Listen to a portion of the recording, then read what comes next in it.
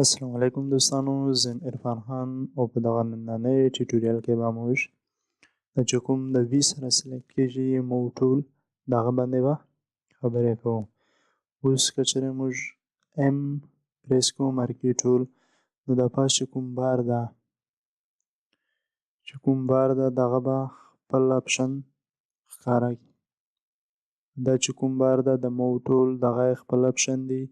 او که چېرې موږ وي پریس کوو وي، نو دا چې کوم اپشن دی څه دغه ټول دا ټول د موږ ټول سره دی. دوستانو نن به په دغې باندې خبرې کوو. فرسټ اف آل خو زه به کنټرول ان پریس کړم، نوی ډاکومنټ زه به نام ورکړم موږ ټولو.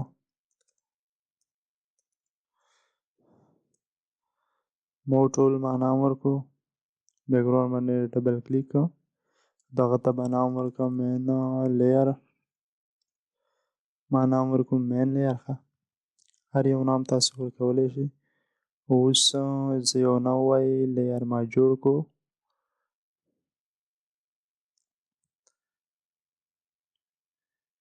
او دغه زه ال ډیلیټ ما بلیک فیل کړو. ښه، دغه به زه ډي سلیکټ کړم او کنټرول جي سره به زه د دغې کاپي وباسم.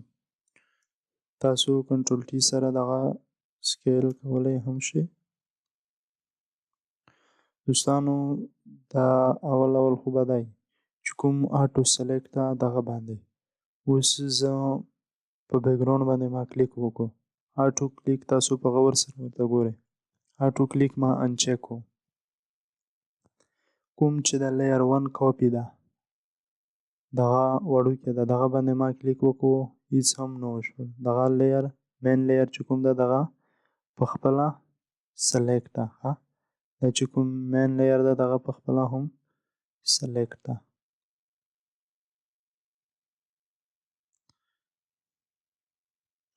اوس تاسو ګورئ چې کله زه آټو سلیکټ کړم، ما آټو سلیکټ کړو، زه اوس په مین لیر به چې کوم د لیر 1 کاپي ده هغه باندې یم. زه اوس په لیر 1 کلیک کوم، نو تاسو وګورئ چې زه لیر 1 ته راغلم. که چېرې زه په لیر 1 کاپي باندې کلیک وکړو یا په بیکګراوند باندې، نو تاسو کتلی شئ چې دا زه راغلم. نو تاسو ما په دغې باندې کلیک وکړو، تاسو دغه چې دغه باندې تاسو خپل سپیډ ورسره هم ورکولی شئ.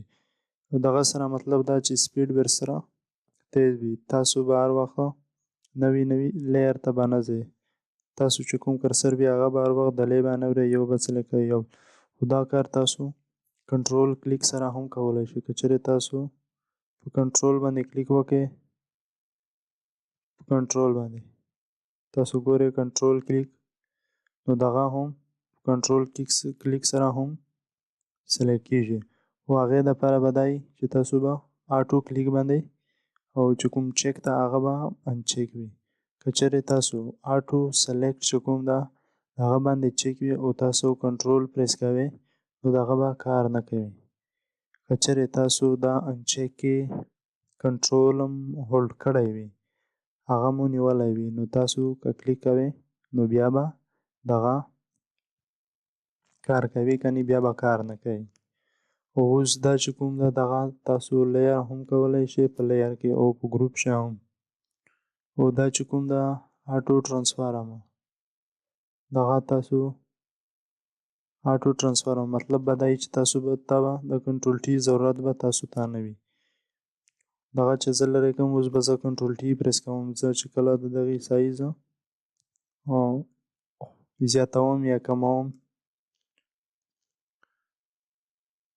اوس دا لیر ما سلیکټ کړو. اوس چې دا کوم نور اپشن دي اوس به دغه ګورو.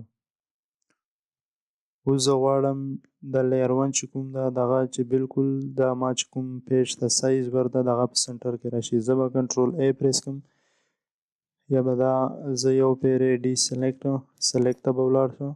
دا چې کوم کنټرول ای ده، کنټرول ای دغه باندې به زه کلیک وکړم، دغه به ټول سلیکټ شي. چې کوم دا اپشن دی دا راښکاره شوله. الاینر دا ورټیکل سنټر ده، دا ټاپ ایج ده او دا باټم ایج ده. او دا لیفت horizontal center and right edge. اوس پهله به دا وګورو دغه چې کوم ده دغې دپاره به زه لییر 1 سلیکټ کړم. تاسو ګورئ ورته دغه داسې راغی او که زه د سنټر نه ورټیکل سنټر چې کوم ده دغه یا باټم چې کوم ده دغه اوس زه دا سلیکټ کوم بیا به زه دا سلیکټ کړم نو دغه به بالکل په سنټر کې راشي.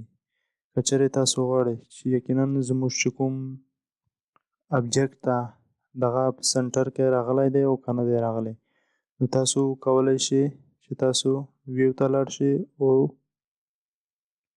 نیو ګایډ باندې کلیک وکړئ دغه ته 50% دغې ځای کې او 50 ولیکئ او تاسو چې کوم کیبورډ کې دا 5 کې ده هغه شفت سره پریس کړئ دغه پرسنټ آپشن به راشي.